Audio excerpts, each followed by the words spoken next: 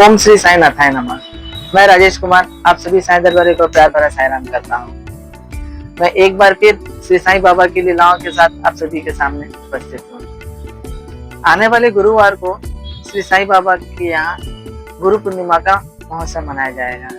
शिरडी में मनाए जाने वाले त्योहारों में एक रामनवमी का त्योहार और एक गुरु पूर्णिमा का त्योहार बड़ी धूमधाम से मनाया जाता है, जो लाखों की संख्या में बाबा के यहाँ जाते हैं, अपने मुरादें पूर्ण करते हैं। जैसा कि हमारे धर्म शास्त्रों में लिखा गया है कि गुरु को दक्षिणा भेंट करनी चाहिए, और श्री साईं बाबा के पास लोग जाते हैं, उन्हें दक्षिणा भेंट करते हैं और बाबा का आशीर्वाद लेके पुनः अपने अपने घरों को लौटते हैं। तो मेरी भी एक इच्छा हुई कि गुरुवार आने वाली है और गुरु पूर्णिमा भी इस बार गुरुवार को ही पड़ा है, तो क्यों ना आप सभी साईं भक्तों के सामने में मैं एक छोटी सी बाबा की कथा रखूं। और मेरे मन में कुछ विचार उमड़ रहे हैं जो गुरु पूर्णिमा में आप लोगों को किस तरह का व्यवहार करना और मैं किस तरह का व्यवहार करता हूँ आप सभी के सामने में रखूं। तो चलिए आज की कथा में आते हैं। शिरडी एक छोटा सा गाँव था। श्री साईं बाबा के आगमन से शिरडी एक महातीर्थ स्थल बन गया है, तो आप सभी जानते हैं श्री साईं बाबा की लीला ही ऐसी है। बाबा जब शिरडी में प्रथम बार प्रकट हुए थे तो उसके बाद वो कुछ समय के लिए अंतर ध्यान हो गए थे। वो अपने गुरु के पास चले गए थे और कहते हैं कि बाबा का जो नीम पेड़ जो है, जहाँ बाबा का वो गुरु स्थान है, आज भी लोग वहाँ पर जाके गुरु स्थान की पूजा करते हैं। तो बाबा उस गुरु वृक्ष के नीचे में, उस नीम वृक्ष के नीचे में बाबा ने कई सालों तक तपस्या की है। तो इसीलिए उस स्थान को गुरु स्थान बाबा का मान के, और सारे भक्तजन उस जमाने के भी शिरडी के वासी और आज भी सब लोग उसे गुरु स्थान मान के उसे नमन करते हैं। तो ऐसी ही एक कथा है। श्री साईं बाबा जब शिरडी में नीम वृक्ष के नीचे बैठे हुए थे और अक्सर वो वहीं पर बैठा करते थे, और धीरे धीरे वो अपने उस शिरडी गांव में, छोटे से गांव था, वहां पर घुमा करते थे, जगह जगह जाते थे और सब घर में जाके कुछ भिक्षा मांगा करते थे। ओ माई एक रोटी का टुकड़ा दे। कौन जानता था उस जमाने में ये माई एक रोटी का टुकड़ा दे, ये कहने वाला एक महान संत गुरु श्री साईं बाबा निकलेंगे। धीरे धीरे जब बाबा की किस्सा और बाबा की लीलाएं और बाबा के चमत्कार दूर दूर तक फैलने लगे, तो बाबा के लोग दर्शन करने के लिए झुंड के झुंड आने लगे और शिरडी देखते देखते एक बड़ा तीर्थ स्थल सुंदर सा बन गया। तो आते हैं अब दक्षिणा के बारे में। दक्षिणा का मन बाबा शुरू में सिर्फ बाबा हर प्रत्येक घर पर जाते थे और वहां से सिर्फ खाने के लिए भिक्षा मांगा करते थे। तो उस जमाने शिरडी में एक काशी नाम शिल्पी नाम के एक भक्त थे, तो बाबा की कफनी को सिया करते थे। जो बाबा जो ड्रेस पहनते थे ना, वो कफनी है, उनको सिया करते थे। तो एक दिन उन्हें इच्छा हुआ कि मैं साईं बाबा को एक पैसा दक्षिणा दूं, तो उन्होंने बाबा के सामने एक पैसा दक्षिणा रख दिया। तो बाबा तो लेना नहीं चाहते थे, लेकिन काशीराम ने इतना आग्रह किया कि बाबा ले लीजिए, बाबा ले लीजिए। तो बाबा ने उस एक पैसा को ले लिया। अब काशीराम क्या करे, जब बाबा उनके पास कफनी सिलाने को जाए तो फिर उन्हें एक पैसा रख दे रखने के लिए।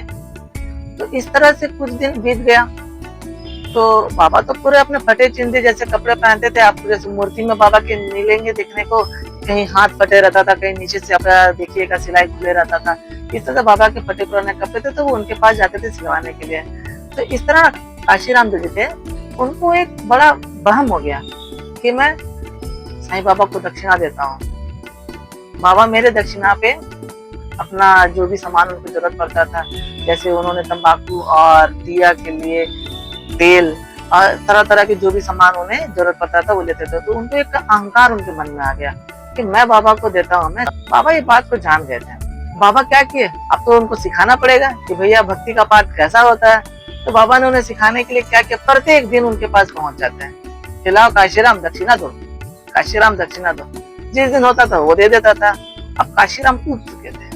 काशीराम ने बोला, ए बाबा माफ करो बाबा।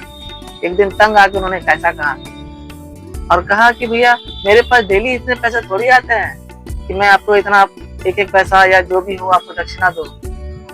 शिरडी तो एक छोटा सा गांव था उस जमाने में, लोग तो बहुत मुश्किल से कपड़ा उपड़ा सिलाने पहुंचते थे। तो बाबा ने कहा नहीं, तुमको तो अब देना ही पड़ेगा।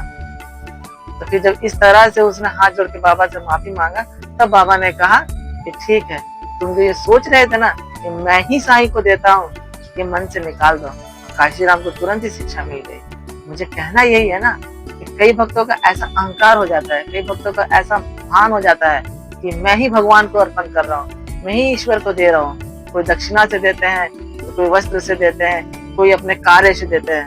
तो वो इस भ्रम को निकाल लेने वाले वो ईश्वर है। वो आपसे किस तरह की सेवा लेना चाहते हैं ना, वो आपसे सेवा लेंगे। ये उनको पता है कैसे सेवा लेना है।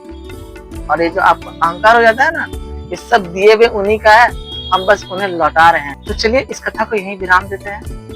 काशीराम जी की कथा अगर ना हुई होती तो हमें इस चीज का ज्ञान भी नहीं हो पाता कि हमें जो हम अपने ईश्वर को अर्पण कर रहे हैं, हमें लगता है कि मैं दे रहा हूँ, हम दे रहे हैं, तो इसका ज्ञान ना हो पाता।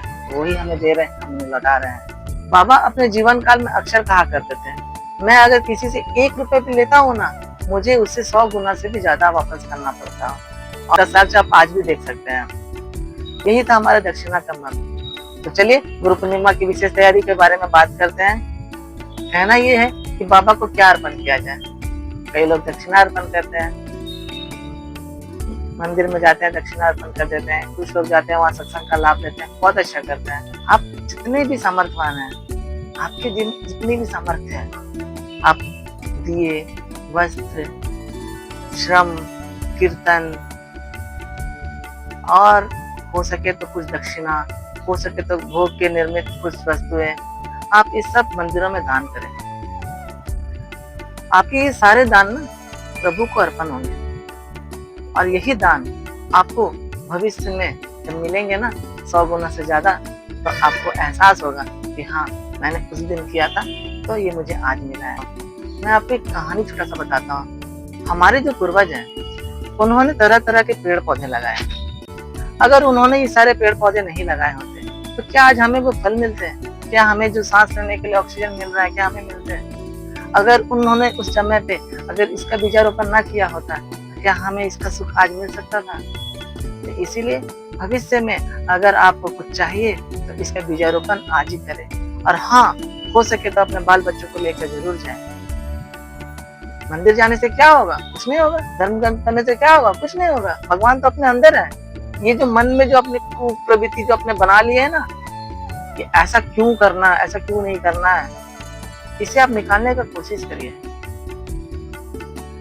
आपके बच्चे स्कूल जाते हैं, अगर वो कहे हम स्कूल नहीं जाएंगे, कहे कि मैं नहीं पढ़ूंगा, तो क्या आप उन्हें छोड़ दीजिएगा? आप तो जिद से उन्हें भेजिएगा, आप तो जिद से उन्हें पढ़ाइएगा। तो एक जिद भगवान के पास जाने के भी रास्ता बनाइए। आज हम तो समाज में तरह तरह के देख रहे हैं ना, हर रोज पेपर में आप पढ़ते होंगे तरह तरह के क्या क्या लीलाएं हो रही है। इन सब का बीजारोपण जो है ना, हम आज बो रहे हैं, भविष्य तक हमें देखने को मिलेंगे। तो क्यों ना इस नए बीजारोपण को शुरुआत किया जाए। बाल बच्चों को भी लेके चलते हैं, खुद भी चलते हैं। गुरु पूर्णिमा से तो सारे पर्वों का त्योहार चालू हो जा रहा है। हमारा 1 महीना सावन का त्योहार है। 1 महीना सुबह ना स्कूल है तो ना जा पाए तो शाम को चला जाए, एक दीपक ही जला दे। हमारे निर्मित जो होगा हम वहाँ अर्पण करें। तो चलिए इसी कथा को यहीं विराम देते हैं। गुरु पूर्णिमा के आप सभी को सर्वप्रथम बधाई। और आइए मंदिर के दर्शन करिए और श्री साईं बाबा को नमन कर आशीर्वाद लीजिए। श्री सच्चिदानंद सद्गुरु साईनाथ महाराज की जय।